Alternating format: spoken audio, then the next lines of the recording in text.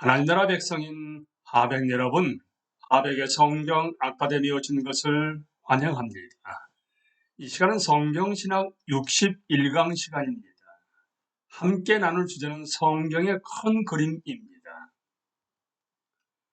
우리는 지난 시간까지 24강부터 60강까지 그리함 골드워디가 쓴 복음과 하나님의 계획에 대해서, 특별히 그 책의 핵심 주제가 우리는 성경을 통해 예수 그리스도를 안다라고 한 내용에 대해서 함께 나누었습니다.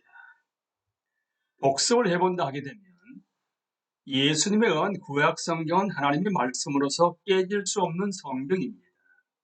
예수님께서는 또한 자기 자신이 구약 성경의 주제라고 말씀하십니다. 뿐만 아니라 예수님의 가르침은 끊임없이 자신이 구약 성경을 성취하시고 있다는 사실을 보여줍니다. 따라서 이처럼 구약 성경은 그 자체로만 존재할 수 없는 것입니다. 구약 성경의 결론과 성취는 그리스도와 그분의 사역에 있으므로 이것들이 없다면 구약 성경은 미완성이기 때문입니다. 구약 성경의 어느 한 부분도 예수님이 없다면 결코 올바로 이해될 수 없습니다. 이런 의미에서 본다면 구약 성경은 곧 그리스도에 관한 말씀인 것입니다. 성경 안에 기록된 하나님의 계시는 점진적이어서 이스라엘에게 주어진 원래의 약속들에서 시작하여 그리스도 안에서 그 약속들의 충만한 의미가 계시될 때까지 점차적으로 움직여 가는 것입니다. 우리가 신약 성경을 이해하려면 그 이전에 주어진 계시, 즉 구약 성경에 비춰보아야 하는 것이긴 하지만 사실상 모든 것의 의미를 부여하는 것은 그리스도 안에 나타난 하나님의 가장 충만한 계시며 마지막 말씀인 것입니다.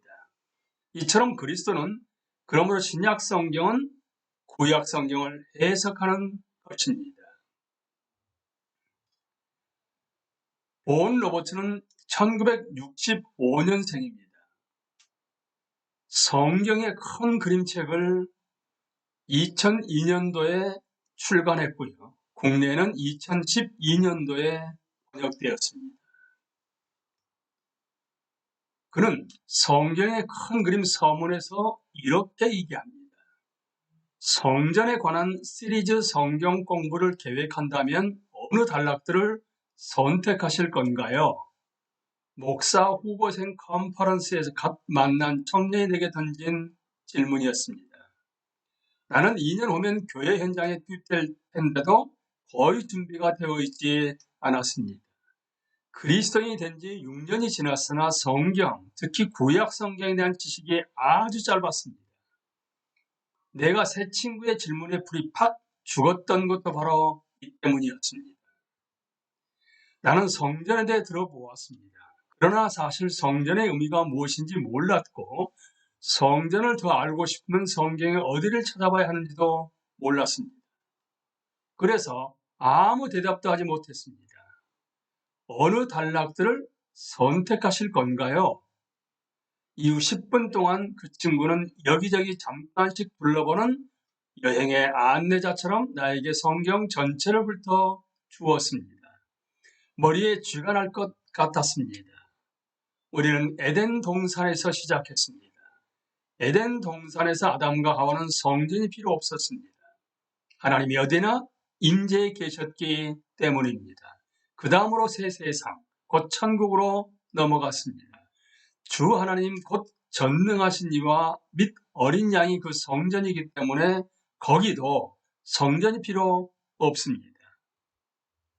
도중에 우리는 광야 성막, 예루살렘 성전, 새 성전에 관한 에스겔의 예언, 우리 가운데 장막을 치신 주 예수 그리스도, 그리고 교회, 에베소서 2장 21절은 교회라는 주님 안에 무슨 성전이란 의미에 잠깐씩 들렀습니다. 나는 크게 감동했습니다. 이미 대학에서 신학을 공부했는데도 성경만 펴면 길을 헤맸습니다. 성경 각 권과 단락들을 세세히 분석하기는 했었습니다. 그러나 아무도 나에게 이것들이 서로 어떻게 악유가 맞는지 보여주지 않았습니다. 그런데 그 친구는 성경을 아주 쉽게 여행할 수 있었습니다.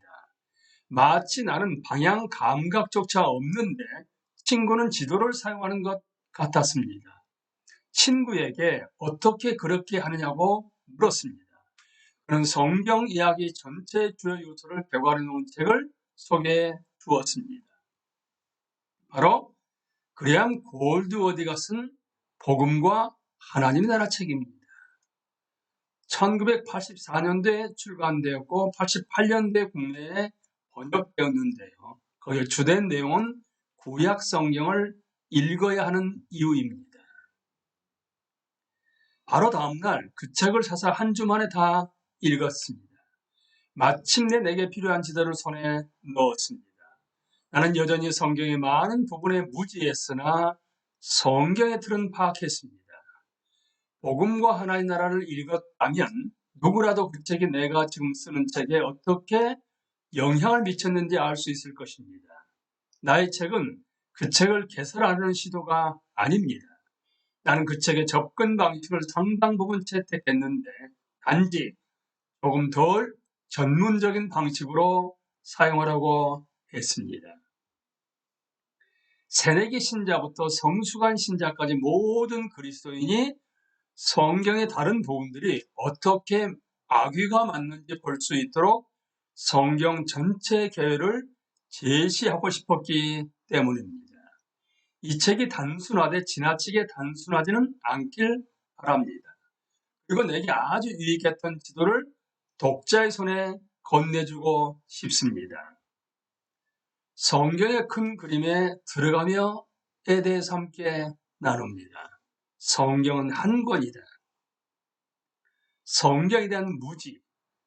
한 경감이 어느 초등학교를 방문했다가 성경 수업을 1시간 맡아달라는 부탁을 받았습니다. 그는 이런 질문으로 수업을 시작했습니다. 여러분, 누가 여리고 성벽을 무너뜨렸을까요? 아이들은 자리에서 안절부절 못하고 몸을 뒤틀면서 오랜 시간 아무 말도 하지 못했습니다. 마침내 조그만한 사내 아이가 손을 번쩍 들더니 이렇게 말했습니다. 저는 브루스 존스입니다. 누가 그랬는지는 모르지만 제가 그러지는 않았습니다. 경찰관은 아이의 대답이 조금 당돌하다고 생각했고 이 일을 교장에게 알렸습니다. 교장은 잠시 머뭇거리다가 이렇게 대답했습니다. 경감님, 브루스 존스라는 아이는 제가 잘 압니다. 정직한 아이지요. 그 아이가 자기가 하지 않았다고 했다면 하지 않은 겁니다. 경감은 언짢았습니다. 교장이 무례하거나 무지하다고 생각한 것입니다.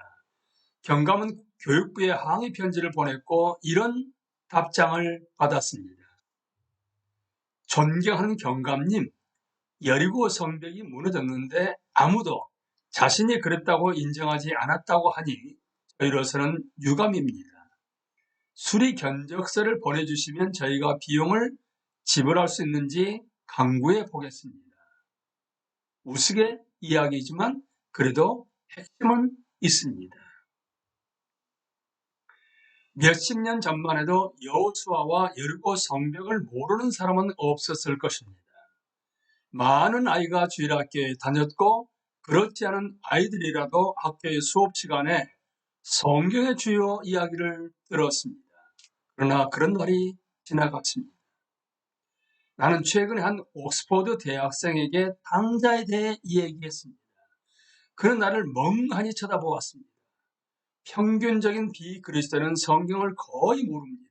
물론 성경은 여전히 세상에서 가장 많이 팔리는 책입니다. 매년 영국에서만 25만 부가 팔립니다. 많은 사람의 책장에 성경이 있습니다. 하지만 성경을 실제로 읽는 사람은 극소수입니다. 그리스도인들의 성경 지식도 별반 다르지 않습니다. 저마다 좋아하는 성경 구절이 있지만 성경의 많은 부분, 특히 구약 성경은 여전히 미지의 영역입니다. 솔직히 우리가 보기에 구약 성경은 때로 구닥다리거나 기독교적으로 보입니다. 음식법, 옥물제사, 성전이 예수 그리스도와 무슨 관련이 있는 것인가? 출애굽, 다윗과 골리앗, 사자굴의 다니엘은 어떤가? 모두 멋진 이야기입니다. 하지만 오늘 우리와 무슨 관련이 있는 것입니까? 나는 이 책이 이런 질문에 답하거나 적어도 당신이 스스로 답할 수 있도록 하나의 틀이 되길 바랍니다. 이 책의 목적은 그리스도인들이 성경을 탐구하는 길을 찾고 성경 전체가 어떻게 악유가 맞으며 우리를 예수님에게 인도하는지 발견하도록 돕는 것입니다. 우리는 이 시간에 본 로버츠가 쓴 성경의 큰 그림의 서문과 들어가미를 함께 나누었습니다. 다음 시간부터는 본격적으로 성경의 큰 그림에 관련된 내용으로 함께 공부를 하도록 하겠습니다. 강의를 마칩니다. 감사합니다.